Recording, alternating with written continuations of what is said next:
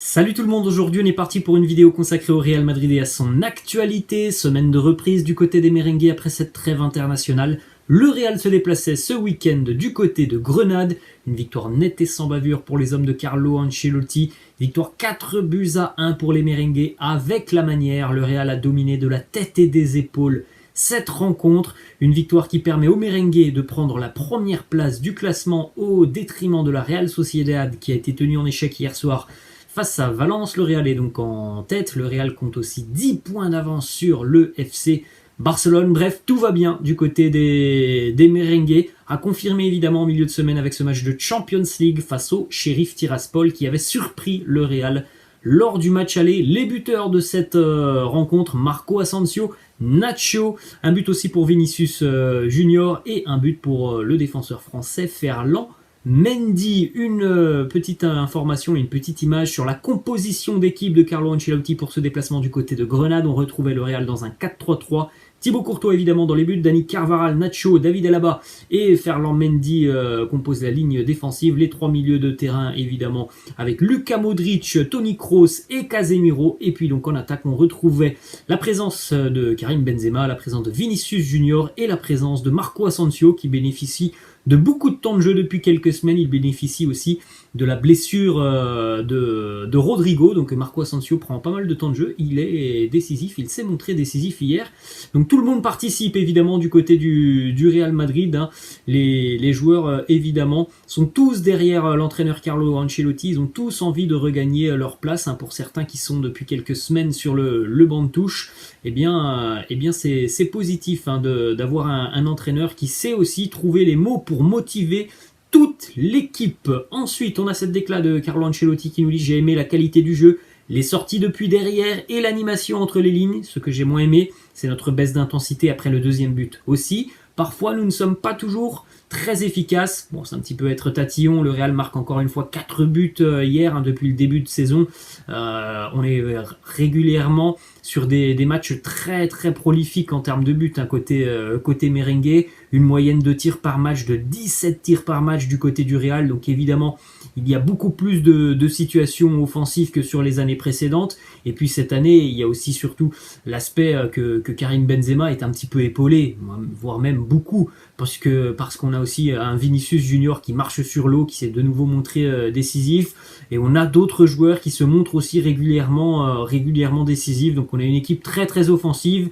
Évidemment, il y a plus de situations que sur les années passées, ce qui veut dire évidemment qu'il y a un petit peu plus de déchets aussi offensivement, mais faut noter quand même que le Real Madrid est la meilleure attaque aussi, hein, tout simplement, du championnat espagnol. Ensuite, on a une petite statistique sur ce match hier face à Grenade, une statistique très intéressante du côté du milieu de terrain du Real Madrid, puisque les 4 buts hier marqués par le Real Madrid, et bien à chaque fois, les 4 passes décisives ont été signées de la part des milieux de terrain du Real, 2 pour Toni Kroos, 1 pour Modric, 1 pour Casemiro, ce qui montre aussi l'importance de ce milieu de terrain très expérimenté. La déclate de Carlo Ancelotti qui nous dit la clé, c'est qu'ils ont l'expérience de toutes ces années à jouer ensemble. Parfois Toni ou Luka descendent pour sortir du pressing adverse et à ce moment-là Casemiro monte. Leur positionnement sur le terrain est naturel, les supporters du Real peuvent être tranquilles.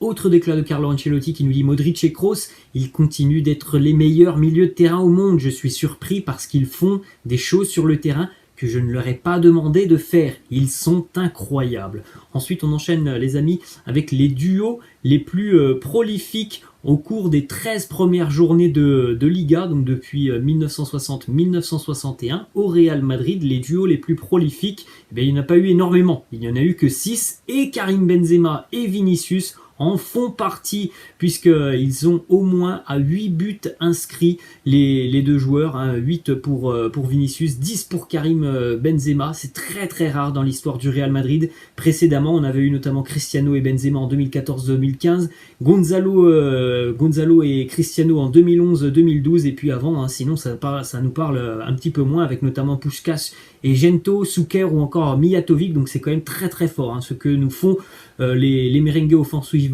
et surtout le duo Benzema Vinicius. Une stat aussi sur Vinicius, ou en tout cas plusieurs stats sur Vinicius, qui est parmi les joueurs U23 de Liga cette saison avec le plus de buts, on l'a dit 8 buts marqués, le plus d'occasions créées 10, le plus de dribbles réussis 41, le plus grand nombre de tirs cadrés 19, la plupart des passes clés 20, plusieurs fautes subies 30, plus grand nombre de duels gagnés 86. C'est énorme, évidemment, la progression de Vinicius Junior depuis un an maintenant. Il a énormément travaillé, déjà avec le passage de Zizou, l'arrivée de Carlo Ancelotti. C'est un homme qui est métamorphosé maintenant, Vinicius Junior. On poursuit avec une déclaration de Carlo Ancelotti sur la fin d'année du côté du Real, en tout cas cette fin d'année 2022. Plusieurs matchs importants côté merengue, la fin de la Champions League aussi. Carlo Ancelotti qui nous dit « Nous avons un calendrier chargé en cette fin d'année, mais c'est normal. Rodrigo va revenir, Valverde la semaine prochaine, j'espère qu'Hazard va récupérer vite.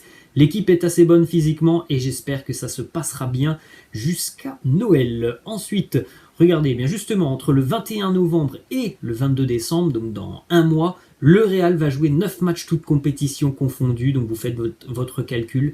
C'est un match tous les 3 jours, voire même un petit peu moins que 3 jours. Donc évidemment, il va falloir faire preuve de turnover côté Carlo Ancelotti pour ne pas cramer les joueurs merengues. C'est un calendrier d'une importance cruciale au niveau sportif, comptable, mais aussi on l'a dit, ce calendrier aura un impact sur la santé des joueurs. Il va falloir faire tourner l'effectif. Petite information en ce qui concerne Eden Hazard, qui était indisponible pour ce match face à Grenade. Normalement, d'après les dernières informations qui sont sorties ce matin, Eden Hazard devrait être présent, en tout cas dans le groupe, pour affronter le Sheriff Tiraspol. C'était pas dû à une blessure, cette absence de Hazard ce week-end face à Grenade, il était tout simplement malade. Ensuite, on a une petite déclaration de Pedro Luis Ripoll, l'un des meilleurs spécialistes de la médecine sportive en Espagne, et il nous parle du cas Eden Hazard. Il nous dit il n'a vraiment pas de chance avec les blessures. C'est un cas très étrange, car à Chelsea, il n'a pratiquement pas souffert de blessures et a joué à un très haut niveau pendant plusieurs saisons. C'est vrai que c'est quand même assez hallucinant, cette transition entre Chelsea et le Real Madrid pour Eden Hazard. On avait un joueur qui était en grande forme du côté des Blues de Chelsea. Là, on a du côté de Madrid depuis quelques années maintenant un joueur qui n'est pas capable d'enchaîner 2 ou 3 matchs consécutifs. Ensuite, on enchaîne aussi avec un petit point blessure en ce qui concerne Gareth Bale qui aurait dû revenir pour ce match face à Grenade. Malheureusement, Gareth Bale s'est blessé pendant la trêve internationale avec sa sélection.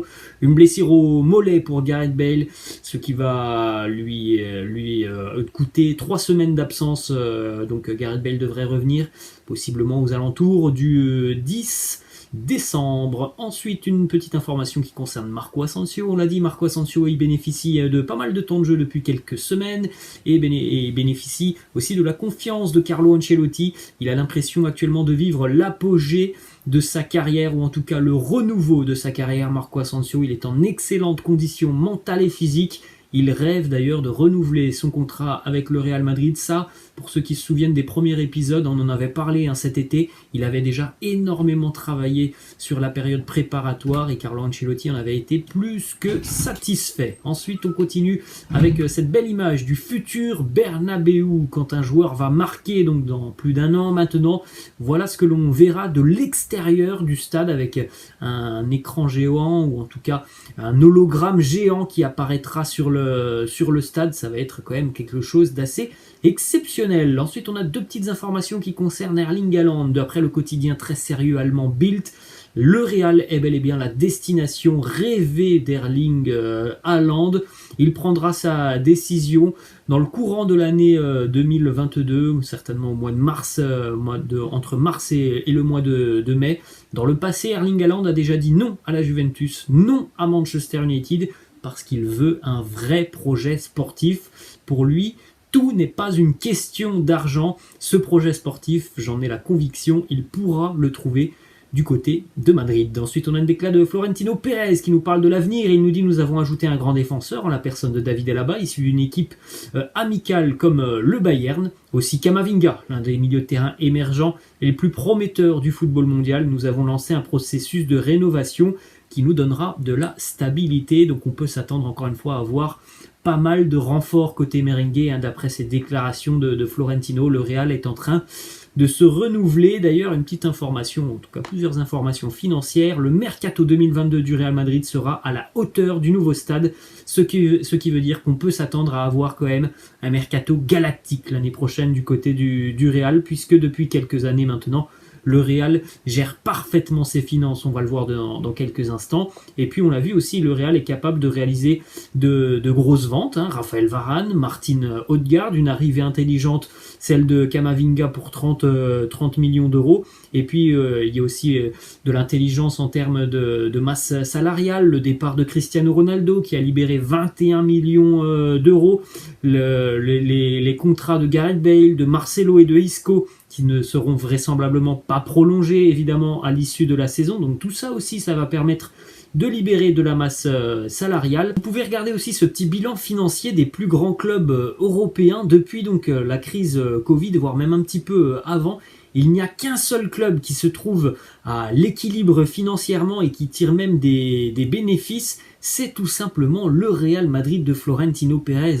Cette gestion a été incroyable de la part de Florentino Pérez, alors que tous les autres clubs encaissent des déficits allant de 300 millions d'euros à presque 600 millions d'euros pour le FC Barcelone. Et bien le Real Madrid, lui, s'en tire dans le vert, dans le positif, avec un petit million d'euros. Ça montre aussi que le Real sera actif évidemment sur le prochain mercato, contrairement à d'autres clubs qui n'en auront pas la capacité. On peut donc s'attendre à avoir vraiment un mercato 2022 qui sera certainement très très alléchant côté merengue. Erling Haaland peut-être, Kylian Mbappé certainement. Ensuite, on a une petite information aussi en ce qui concerne Luka Modric. Lui souhaiterait prolonger son contrat avec le Real. Le Real est évidemment OK pour prolonger le contrat de Luka Modric qui souhaite terminer sa carrière au Real Madrid. Le Croate est même prêt à baisser son salaire pour prolonger du côté de Madrid. Donc évidemment, les négociations vont très rapidement débuter et sans aucun souci, il y aura un accord assez rapide entre le club et le joueur. Et on va terminer les amis avec cette petite information qui concerne Luka Jovic. On ne compte pas forcément sur l'attaquant serbe du côté de Madrid. Une porte de sortie peut-être pour le mercato hivernal. L'Inter Milan qui a perdu sur blessure Alexis Sanchez du côté de l'Inter. On va rester attentif à la situation de Luka Jovic sur le mercato hivernal. Voilà les amis, la fin de ce petit épisode. J'espère que ça vous a plu. N'hésitez pas, comme d'habitude, à lâcher un petit pouce bleu. Je vous laisse et je vous dis à la prochaine. Ciao.